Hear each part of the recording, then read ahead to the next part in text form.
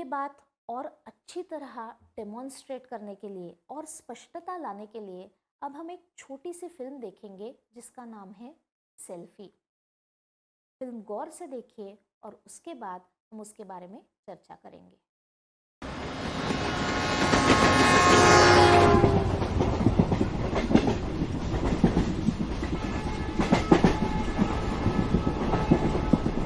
जंजीर लिखो, जंजीर लिखो ना। जंजीर। Thank you. क्या लगा? क्या पता अभी मिक्सर स्त्री है। Hello hello hello hello hello. ए, ठीक से खड़ा नहीं रह सकता है। मोबाइल रख रहा था। मोबाइल रख रहा है।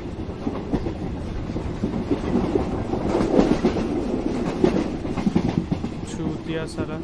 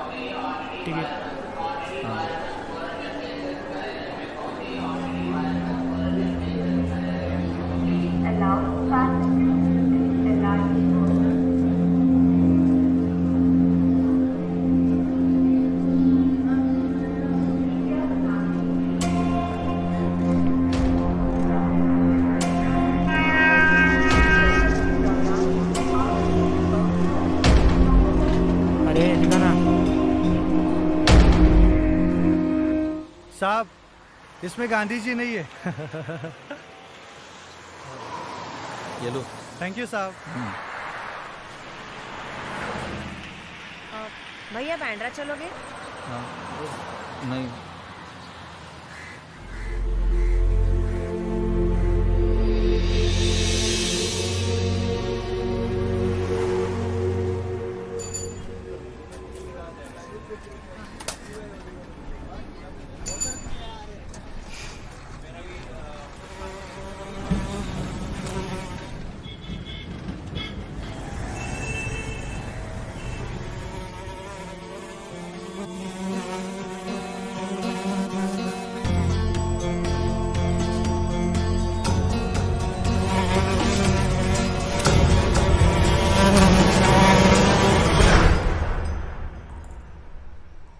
हाय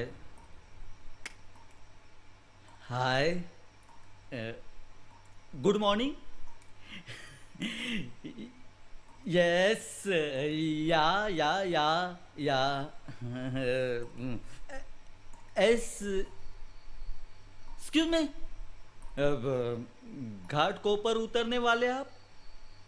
नहीं, साइड प्लीज, मैं उतरने वाला हूँ। What a rush!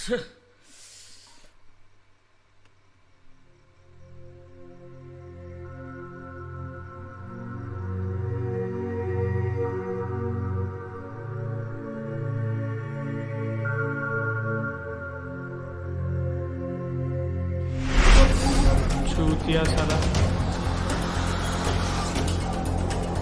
भैया बांद्रा चलोगे?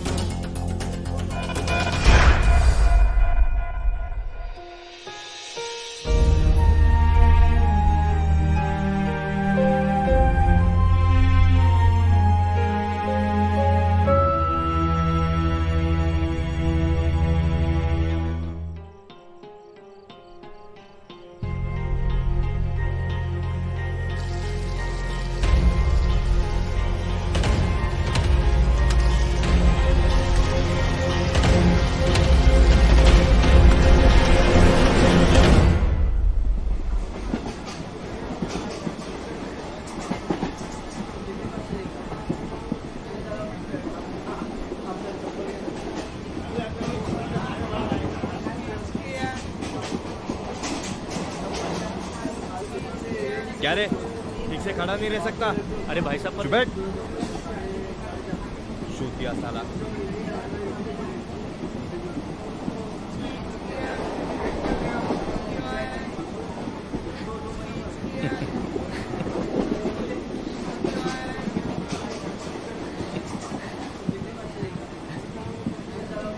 क्या हुआ? वो भाई साहब थोड़ा हाँ, चोर बोले बुरा लगा होगा ना। नहीं ऐसी बात नहीं है। वो क्या है ना, ये भाई साहब मुझे घाटकोपर से जानते हैं और मैं अपने आप को 21 साल से।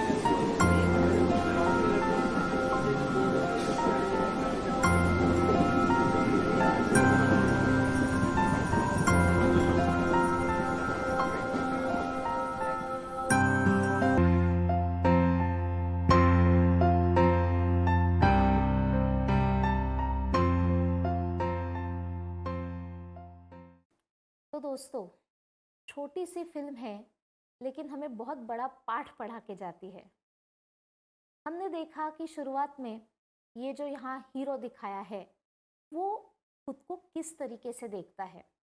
वो खुद क्या है ये हमें नहीं पता, शायद उसे भी नहीं पता, बट उसका खुद को देखने का नज़रिया कैसा है, उसकी सेल्फ इमेज कैसी है। और हमने देखा कि कुछ चीज़ें बाहरूनी होती है कि कोई लड़की उसे टैक्सी ड्राइवर समझ लेती है, कोई उसे चोर समझ लेता है, पॉकेट मार समझ लेता है, और लोगों के समझने की वजह से ये कैसे खुद को थोड़ा थोड़ा करके नीचे खींचता है। हमारे आसपास जो लोग हैं वो हमें नहीं जानते हैं, लेकिन हम तो खुद को जानते हैं।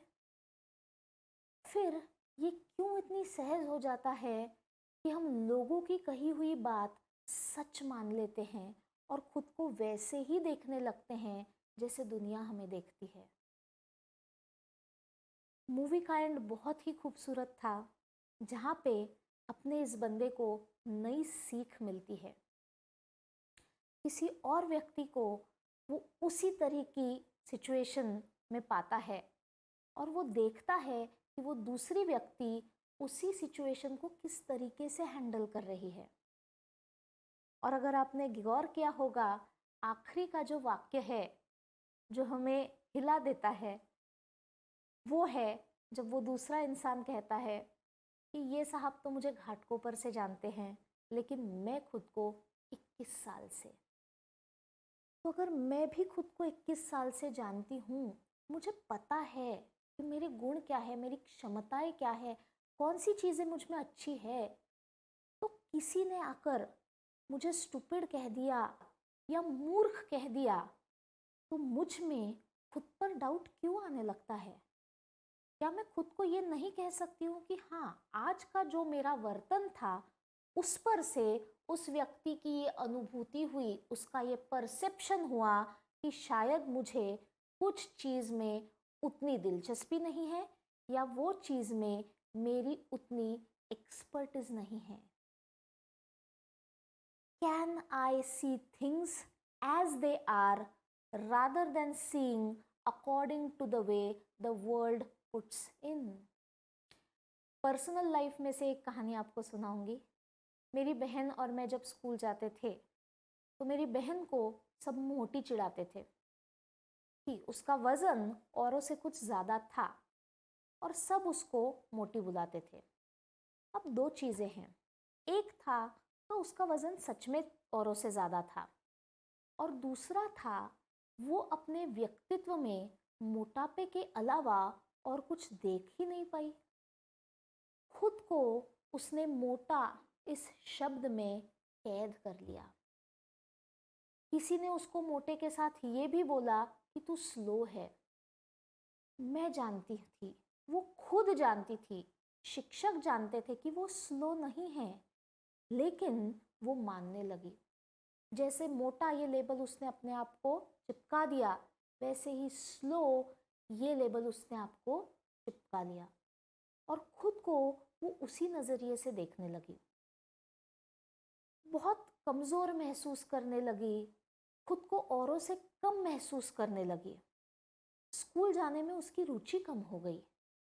फिर एक दिन माँ ने हम दोनों को बिठाया और उससे एक बात पूछी, ठीक है, वज़न ज़्यादा है ये एक चीज़ है, क्या तू सच में मानती है कि तू स्लो है? वो सोचने लगी। काफ़ी सोचने के बाद उसे ध्यान में आया कि नहीं, मैं स्लो नहीं हूँ, मैं सारी चीज़ें फुर्ती से कर पाती हूँ। जो स्कूल की पढ़ाई वाली चीज़ें हैं वो मैं अच्छी तरह कर पाती हूँ, बाकी सारी चीज़ें मेरी अच्छी चल रही है, सिवाय एक चीज़ जो है मेरा वज़न। तो फिर एक चीज़ की वजह से मैं खुद को कुछ और देखने लगूं, ये बात कितनी सही है। मेरे माँ ने उसे एक बात कही कि अगर मैं आज से तुझे पाइनएप्पल बुलाने लगूं तो तुझे कैसा लगेगा? वो बोलेगी मुझे कुछ नहीं लगेगा। माँ बोली कुछ भी फर्क नहीं पड़ेगा, मैं तुझे बोलूंगी ए पाइनएप्पल, यहाँ पाइनएप्पल, चल खाना खा ले, फर्क नहीं लगेगा। मेरी बहन को थोड़ा अजीब लगा, वो बोली नहीं, क्यों लगेगा? माँ ने पूछा तू बता क्यों नहीं लगेगा? उस पर मेरी बहन ने फट से जवाब दिया क्योंकि मुझे पता है मैं पाइनएप्पल नहीं हूँ। तो चाहे तू मुझे पाइनएप्पल बोले, मुझे फर्क नहीं पड़ेगा क्योंकि अंदर से मैं जानती हूँ मैं वो नहीं हूँ। तब मेरी माँ ने हमें सीख दी, लोग हमें उनके उनके परसेप्शंस के हिसाब से लेबल्स देंगे।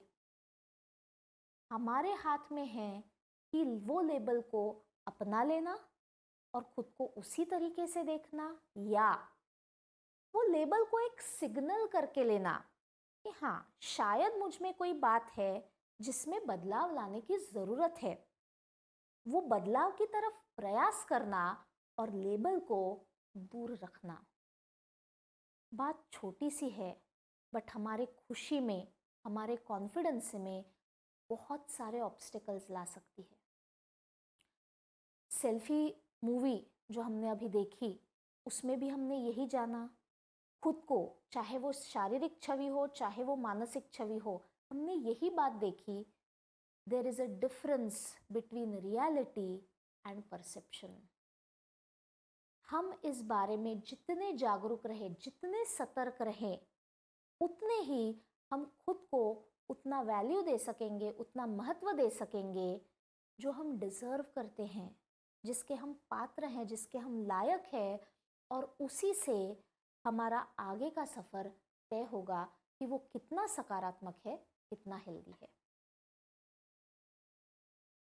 आगे बढ़ते हुए स्क्रीन पर जो प्रश्न है वो आप सब पढ़िए और उसका जवाब दीजिए। फिल्म का हीरो खुद में क्या कमियां देख रहा था?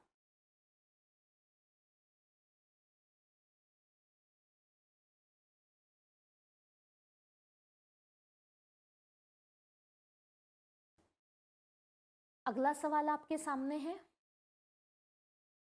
क्या फर्क होता अगर इस बंदे की सेल्फ इमेज, आत्म छवि सकारात्मक होती? तो क्या वो लोगों के इन्हीं बिहेवियर्स को किसी और रंग में देख पाता, जैसे कि हमने देखा कि शॉर्ट फिल्म के आखिरी में दूसरे लड़के ने किया? तीसरे प्रश्न की ओर चलते हैं, आपको सबसे ज़्यादा और सही मायने में कौन जानता है?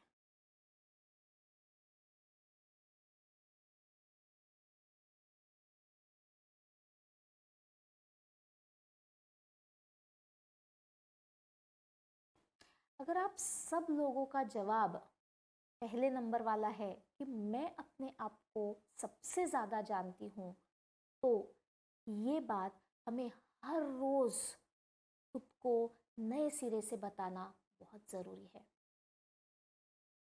दुनिया मुझे देखेगी उसके हिसाब से, उसके अनुभूति के हिसाब से।